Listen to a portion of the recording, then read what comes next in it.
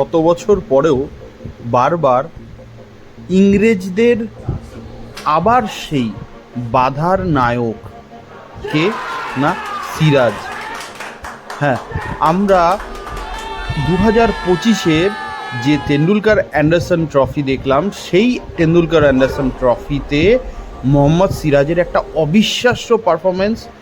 তার জেরে ইন্ডিয়া ইংল্যান্ডের সঙ্গে সিরিজ 2-2 ড্র করতে পারলো। এই ড্রটা কিন্তু আমাদের সিরিজ জয়ের থেকে কোনো অংশে কম না, বরঞ্চ সিরিজ তো আমাদেরই হওয়ার কথা।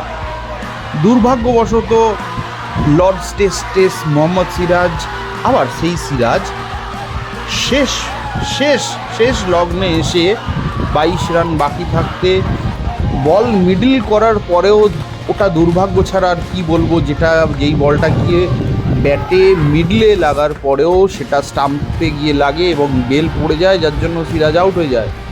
সেই সিরাজই আবার উদ্ধারকর্তা কেনিংটন ওভালে গ্রাউন্ডে সেই সিরাজ উদ্ধারকর্তা 2 ইনিংস মিলিয়ে 9 উইকেট।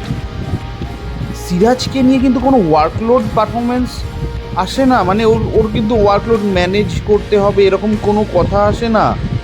মোহাম্মদ সিরাজ এই সিরিজে সব থেকে বেশি ওভার বল করেছে, কোনো ফিটনেস ইস্যু নেই। যখন বলবে, যেরকম বলবে মোহাম্মদ সিরাজ কিন্তু সেরকম ভাবেই, একইভাবেই from ball 1 to ball last